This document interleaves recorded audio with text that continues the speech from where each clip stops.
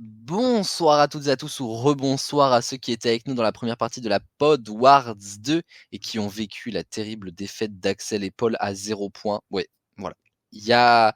On en a eu des 0 points, un double 0 points, voilà, c'est vous dire la difficulté de cette Pod Wars 2.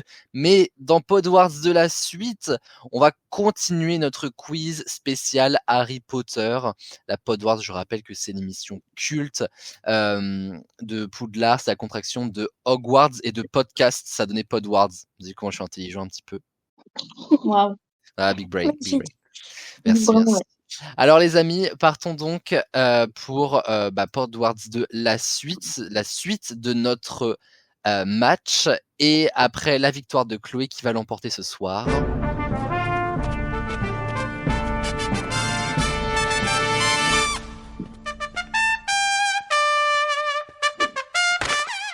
Bienvenue dans la suite de la 127e émission des experts génériques.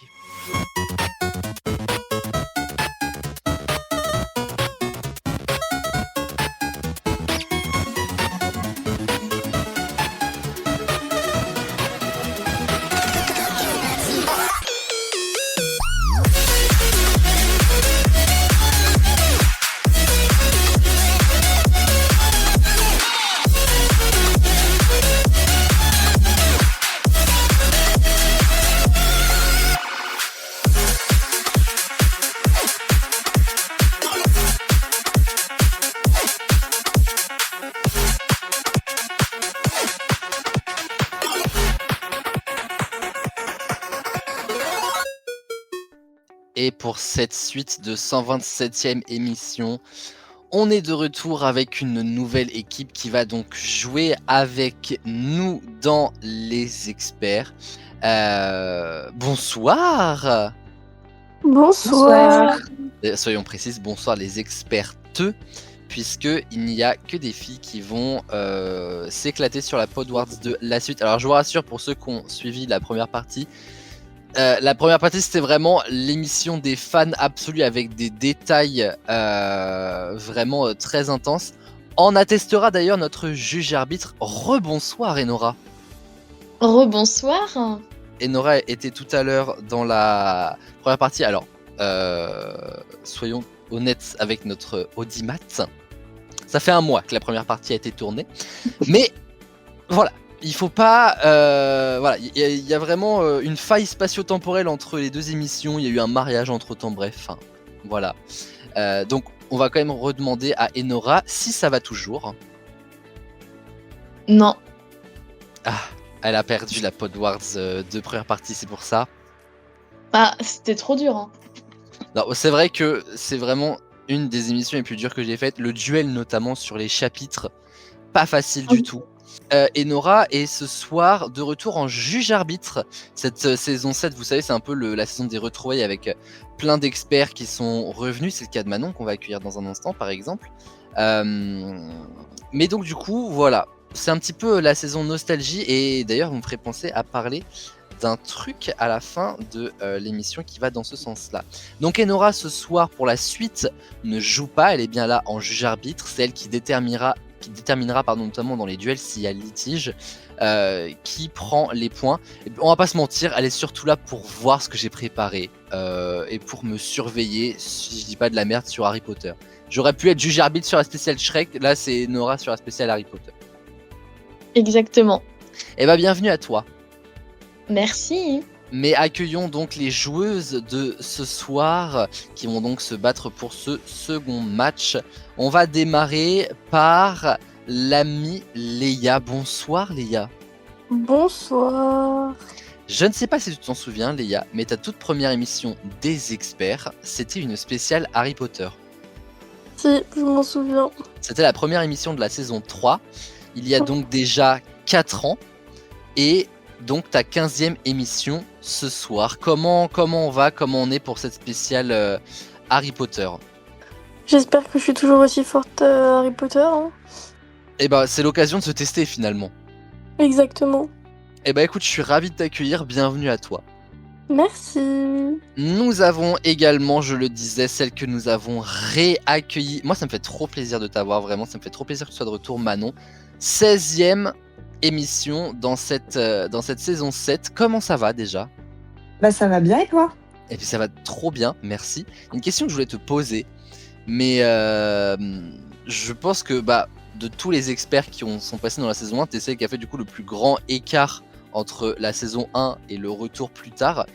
Ça fait quoi de passer d'une saison à une autre, sachant qu'il y a plein de choses qui ont changé forcément, et que tu as pu maintenant, ça doit être ta 3e émission je pense avec nous dans cette saison 7, mais du coup nous on voit les changements au fur et à mesure, mais toi tu as vu genre le gros bloc de changement. Comment tu le vis ? Ça doit faire bizarre un peu, j'imagine. La première émission, je te cache pas que j'étais du père. Qu'est-ce que c'est que ça ? Waouh, c'est pas ce que j'avais dans mes souvenirs. Voilà, on a un peu changé forcément. On a pris en maturité. On a dégagé la moitié de l'équipe pour des raisons évidentes. Qu'on ne citera pas. Voilà, qu'on ne citera pas, mais vous avez très bien compris. Mais voilà, en tout cas je suis ravi de t'accueillir Manon, et c'est vraiment un plaisir que tu sois de retour parmi nous dans les experts.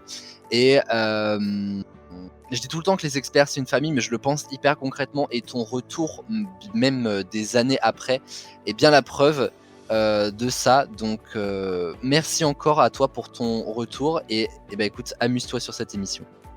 Bah merci, je suis toujours aussi ravie d'avoir fait mon petit comeback. Écoute, j'espère que ça va durer, sache-le. Et puis j'espère une victoire aussi à un moment donné quand même. Hein. J'aimerais bien, ça me saoule de perdre. Voilà.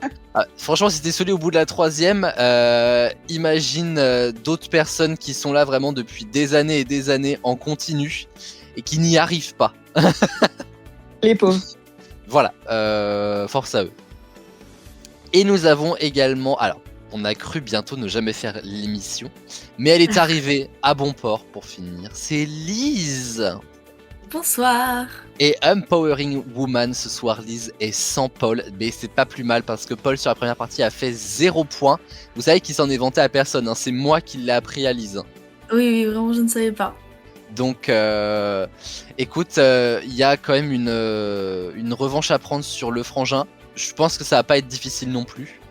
Ouais, enfin bon, mes connaissances en Harry Potter sont très limitées.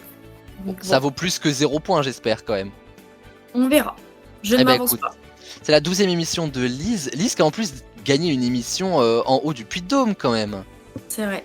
Mais souvenez-vous, oui. Et l'émission des 10 ans de la chaîne. Donc même si tu remportes pas la Pod Awards de la suite, mais ce que je te souhaite quand même, il y a quand même des belles émissions à ton actif. Merci. Avec tout ça, les amis, on a une belle équipe d'expertes. Donc, est-ce que vous êtes prêtes ? Oui.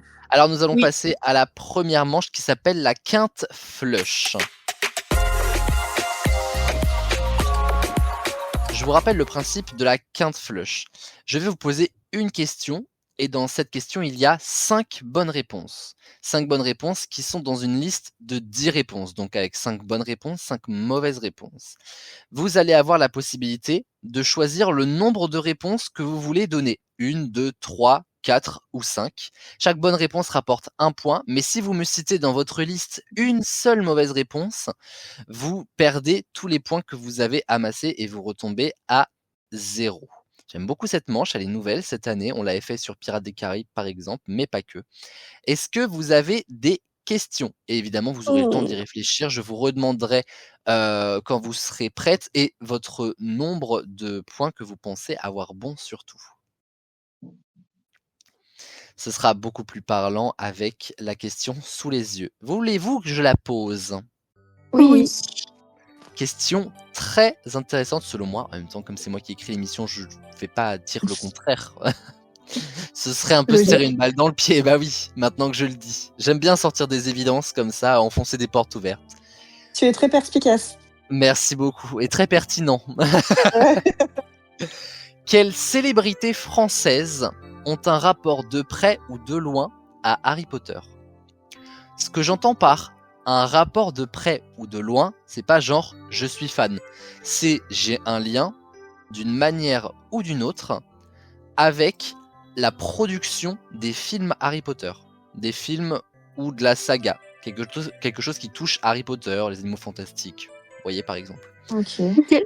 Dans notre liste, il y a Maëlle la chanteuse, Michel Bernier, Julie Debona, Alain Chabat, Marie Portolano, Lambert Wilson, Marianne James, Daphné Burki, Clémence Poésy et Manon Azem. 5 célébrités dans cette liste-là ont un rapport de près ou de loin avec la production de Harry Potter. Les autres ont été mis là pour vous piéger. Je vous laisse y réfléchir.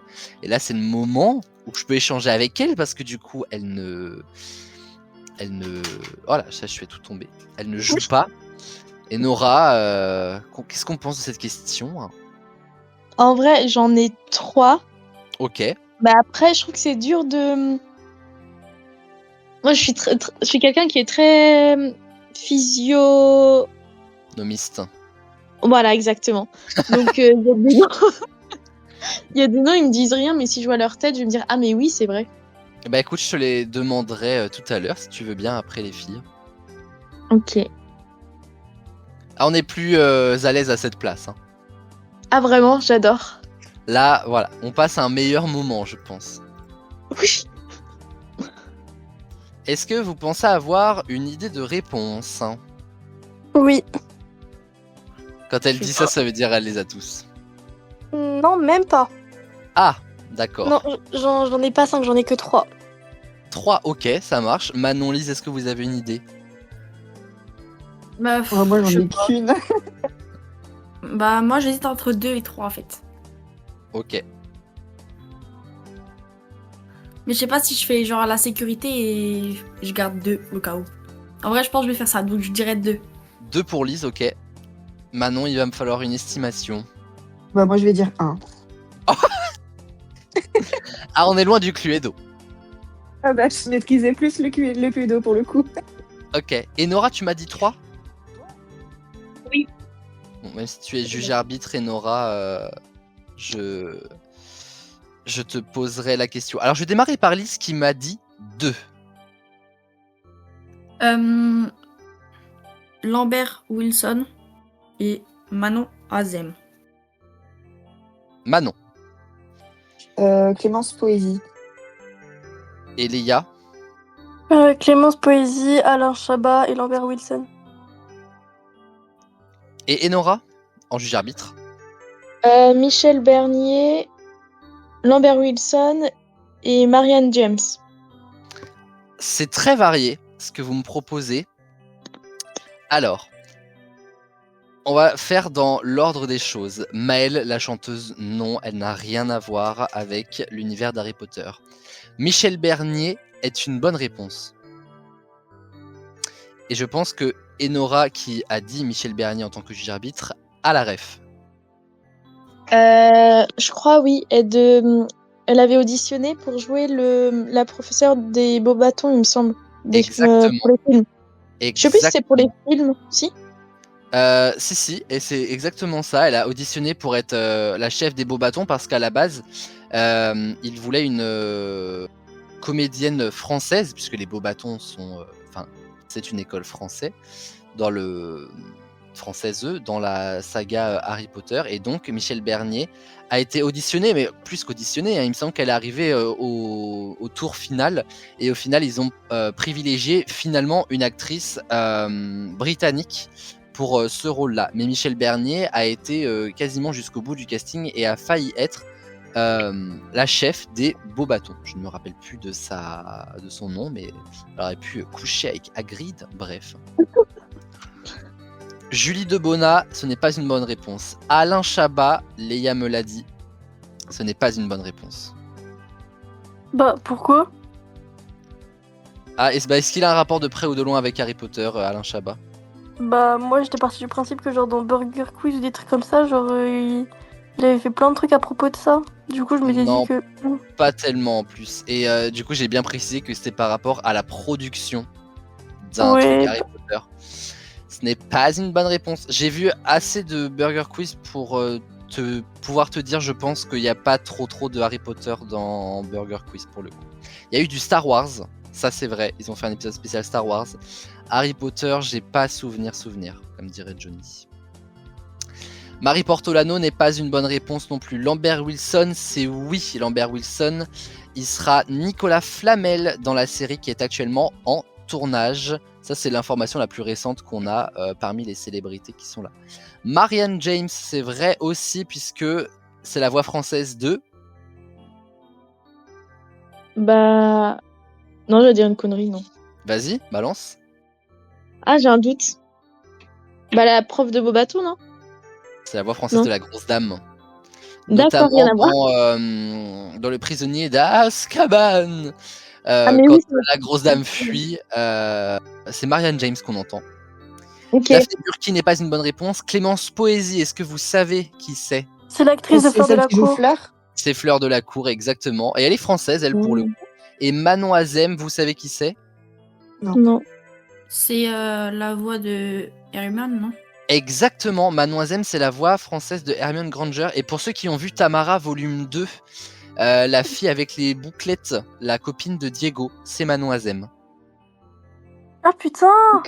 Et bah c'est elle qui, quand elle était plus jeune, a fait la voix de Hermione Granger. Les voix n'ont rien à voir, hein. Et pourtant c'est bien elle. Donc Ah voilà. Ouais. Si c'est bien elle, je t'assure. Va voir Tamara et tu vas voir que ça n'a rien à voir. Enfin Tamara, elle a fait d'autres trucs. Elle a fait section de recherche, elle a fait une Bah, série Les Ombres Rouges, je crois. Donc Ouais. Mais c'est pour ça que c'est un choc parce que sa voix, elle est plus du tout pareille. ah vraiment. Donc voilà. Très intéressant. Dites-moi tout ça.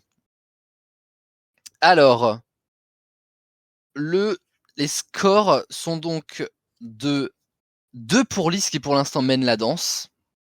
On serre les fesses là, je vous le dis. Ah, voilà. Nous avons ensuite Manon avec 1 point et donc Léa en disant Alain Chabat a malheureusement tout perdu dans l'affaire. Mais c'est pas grave Léa parce que c'est très bien que les experts, tout peut se refaire jusqu'à la fin et notamment pendant les 4 quarts.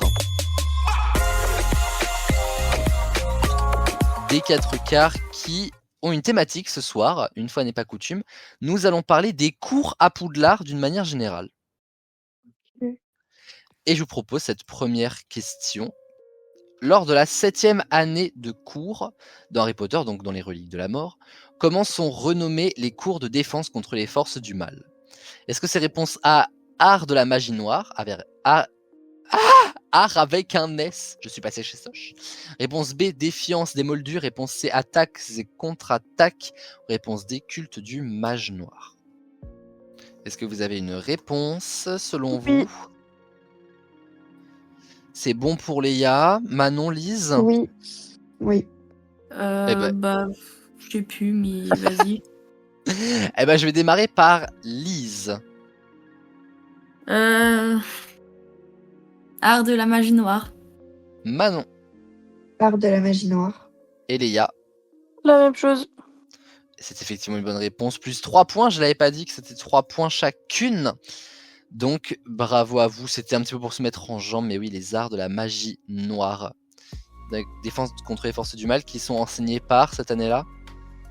C'est Bruce Rogue. C'est bien joué. Attention, on continue avec un autre cours qu'on ne voit pas cette fois-ci dans les films. En tout cas, j'ai pas souvenir. Quelle matière est enseignée par un fantôme? Ah oui. Pardon. Est-ce que c'est histoire de la magie? Est-ce que c'est arithmancie? Est-ce que c'est étude des moldus? Est-ce que c'est astronomie? Et je peux même vous dire que le nom du fantôme / professeur du coup est Cuthbert Binns. Ah putain, mais oui, bah je sais plus. Moi, je l'ai grâce au jeu Hogwarts Legacy. Mais alors, vous savez que dans les jeux Hogwarts Legacy ou même les jeux genre qui sont sortis par exemple sur PS2, notamment le jeu de Harry Potter et la Chambre des Secrets, parce que moi c'est mon préféré, il y a des refs du livre dans le jeu. C'est hyper intéressant, ce qui fait qu'en fait, tout ce qu'on sait des Harry Potter, sur les wikis Harry Potter et tout, on prend les livres, on prend les films, mais on prend aussi en considération les jeux vidéo, parce qu'ils constituent vraiment une fanbase, en fait, qui participe à la... comment dire à la création du monde des sorciers, en fait. C'est-à-dire qu'on prend aussi des éléments qui sont mis dedans, et on les utilise comme étant aussi la vraie vérité, et qui participe à ça. Et ça, c'est quand même un truc qui est vachement relatif à Harry Potter. Il y a peu ça dans d'autres dans d'autres jeux, quoi, dans d'autres jeux tirés de films, quoi. Donc, ça reste très intéressant. Est-ce que tout le monde a sa réponse? Oui. Ouais. Alors, je repose la question. Quelle matière est enseignée par un fantôme? Est-ce que c'est histoire de la magie, arithmancie, études des moldus, astronomie? Lise? L'histoire de la magie. Manon? Histoire de la magie. Léa? Toujours la même chose. C'est le train de la hype, votre équipe. Voilà. Parce que c'est effectivement la bonne réponse. Et voici la dernière question. Un peu plus pointilleuse celle-ci. Pourquoi Norbert Dragono, donc Norbert Dragono c'est le héros de la saga Les Animaux Fantastiques, exactement. Pourquoi Norbert Dragono a-t-il toute sa place lors de la rentrée en première année des élèves à Poudlard? Réponse A, parce qu'un de ses livres fait partie des fournitures scolaires. Réponse B, parce qu'il intervient pour faire une masterclass la première semaine. Réponse C, parce que c'est lui qui tient la liste de ceux à qui il faut envoyer une lettre à l'âge de 11 ans, comme Harry à l'époque. Réponse parce que D, ils font une soirée cinoche où ils regardent les animaux fantastiques. Est-ce que vous pensez avoir votre réponse? Normalement, Oui. Ouais. Ok, top. Et Nora, penses-tu avoir une réponse? Ouais. Vous êtes fort, vous êtes fort. Enfin, ça se trouve, je dis ça, mais qui me dit On que a vous avez la bonne réponse? Voilà, on sait Ouais, pas. ça se trouve, on n'a pas la bonne réponse. On va demander à Lise. La 1. Un de ses livres dans les fournitures scolaires. Manon. Pareil. Léa. toujours pareil. Le train de la hype, toujours. On va vous appeler comme ça, les filles. Vous êtes le train de la hype. Et Nora, pareil. Oui, en vrai, oui. C'est parce que c'est une bonne réponse. Je rajoute un point à la personne qui me donne le nom du livre. Ah, attends.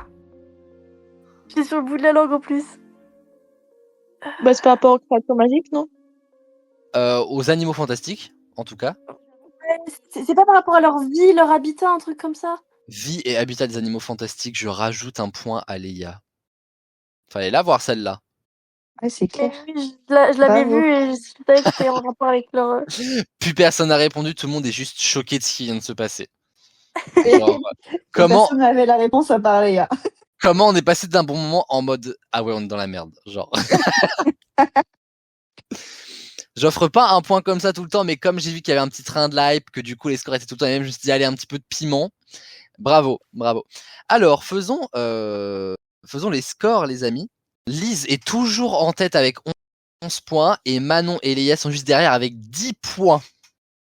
Bon, déjà, personne ne Ah, repartira miracle. avec 0, comme vous savez C'est déjà qui. ça. C'est déjà une victoire.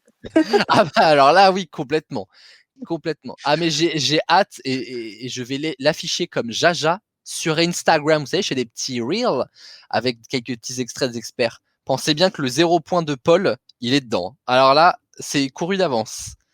Moi, je suis là pour vous afficher, d'accord? C'est un peu ça mon leitmotiv.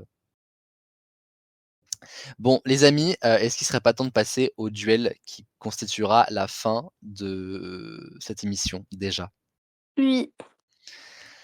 Alors préparez vos chapeaux de cow-boy, vos revolvers, Bah, le baguette chapeau de désert. sorcier. Le baguette magique et nos chapeaux de sorcier.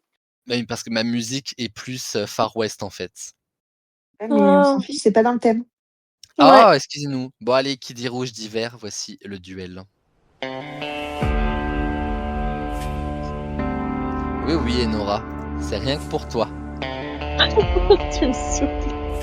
Vous n'avez pas la rêve de qui dit rouge dit vert? Non, mais elles sont pas obligées de l'avoir, t'inquiète. Bah j'ai demandé un jour qui dit rouge, donc on dit duel parce qu'il est 12 coups de midi, vous voyez, on a vraiment cette ref. Et il y en a une qui a dit d'hiver, mais allez savoir pourquoi. Et Mais depuis, bah, qui dit À rouge chaque dit vert. fois. Ah oui, mais ça m'amuse. Et je le raconterai C'est jusqu'à la la fin des troisième fois que je fais une émission, c'est la troisième fois que je l'entends cette anecdote. Et bah reviens une quatrième, C'est horrible. et je la raconterai une quatrième fois. Mais stop. Alors, vous avez été particulièrement bonnes, hein, les filles, pour cette émission, donc c'est assez simple. La personne qui remportera le duel remportera 15 points, la personne qui arrivera deuxième 10 points et 5 points. Si vous ne mettez pas de points à ce duel, vous ne remportez pas de points. Donc, pour dire les termes, la personne qui remporte le duel remporte l'émission. Ah, je l'ai pété comme ça, vraiment, vous étiez pas prêts. Donc 15, 10, 5. Alors c'est moins dur selon moi que le duel de tout à l'heure, qui était, il fallait retrouver à chaque fois le nom quasiment exact des titres de chapitres. Là, on est sur autre chose. La réponse est une conséquence à un sortilège. Je m'explique. Je vais vous donner le nom du sortilège en question et il va falloir m'expliquer qu'est-ce qu'il fait, en fait. Ok. Juste ça. Ok. Alors, par exemple, Lumos, C'est pour Allume la lumière. allumer la lumière, faire de la lumière, voilà, c'est exactement ça. Vous vous doutez bien que je ne suis pas allé chercher des sortilèges très connus dans Harry Potter. Mm. Ce serait trop simple quand même.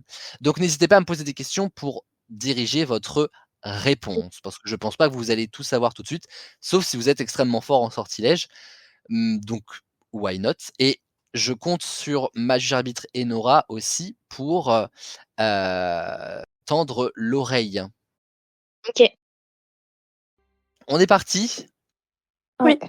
La réponse est une conséquence à un sortilège. Brachialigo. Est-ce que ça a un rapport avec les plantes? Non. Vous noterez d'ailleurs que la racine des mots que j'emploie a un lien souvent avec le sortilège en question. Hein, lumos pour la lumière. Brachialigo. Est-ce que ça a un rapport avec le corps? Oui. Dans ces grandes lignes, une partie du corps en tout cas. Avec les bras? Alors avec les bras, c'est vrai. Brachium Imendo par exemple de Lockhart, ça enlevait les os du bras d'Harry Potter. Brachialigo, Ça, ça c'est pour fait attacher les bras. exactement ligote les bras de son adversaire. C'est une bonne réponse de Manon. On conduit. Oh. Ouais. Ouais, exactement. À tes Il y avait souhaits. il y avait trop de rhum dans ces crêpes. On continue avec Colaporte. Pour fermer une Fermer porte. les portes. Ça ferme une porte, ça verrouille une porte. Ah, Léa un peu avant quand même, et Nora va me le confirmer. Ouais. C'est une bonne réponse de Léa et de Lise. Colaporte, c'est l'inverse de... Alomora. Bravo, ils sont forts. Attention, Dantes Augmento. Ils augmentent les dents. Ça fait pousser les dents. C'est une bonne réponse de Lise. C'est serré, hein. Alors, celui-là, ça va être plus difficile d'aller trouver le contenu dans le titre. Duro ou Duro. Est-ce que ça a un Ok. rapport avec le fait de durcir des choses? Alors, oui, mais c'est plus précis que ça, du coup. Est-ce que ça a un rapport avec les cailloux? Ah, je vais te l'accepter. Duro change quelque chose en pierre. Ok. Donc c'est une bonne réponse de Léa, bravo. Avant-dernière question. Fais la malle. C'est un sortilège de torture? Non. Ah, je l'ai. C'est pas genre les chatouilles ou je sais plus trop quoi là. Non. Ok. Et Nora, tu peux diriger du coup. Vas-y, Nora, je te laisse l'émission. Ah non, mais moi je veux dire la réponse sinon. À tous les coups qu'elle a même pas la bonne réponse, tu sais. À tous les coups, oui. Fais la malle. Ben, pour moi, c'est vraiment l'étymologie. Bon, l'étymologie, je sais pas, mais en tout cas, un joli jeu de mots. Oui, voilà, ouais, c'est ça. À faire du mal. Non, Non, fais la malle. Est-ce que ça a un rapport avec le fait de faire ses bagages? ouais. Alors d'une certaine manière, mais c'est plus précis que ça aussi. Ah, C'est bon, bah, plus Faire gé- ses bagages instantanément, genre d'un coup? c'est plus général en fait. Ranger un endroit. Ah oui, bah oui. Alors je vais choisir la réponse de Manon. Range Ok. l'objet. Ok. C'est le terme de ranger que je cherchais.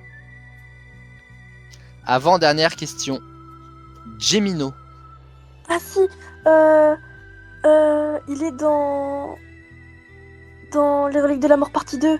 Quand ils vont dans le C'est pas coffre pour de dupliquer Bill, les objets Ouais, voilà, pour dupliquer. Dupliquer les objets, Manon. Manon. C'est bien parce que le temps que Léa nous sorte l'historique Ouais, c'est du... ça, là. Bah, j'aurais dû dire ma réponse directement, en fait. Vraiment, Léa qui nous fait la page Wikipédia. Manon nous a donné la réponse tout de suite. Ah, j'ai de la peine pour toi, Léa, mais comprends bien que c'est Désolée. pas toi qui vas avoir la réponse. Bah, de rien, hein. On sent que t'es heureuse, c'est ça qui est bien. Non, ça me fait chier. Ah bah, j'entends. Et le dernier, c'est Moss Mordre.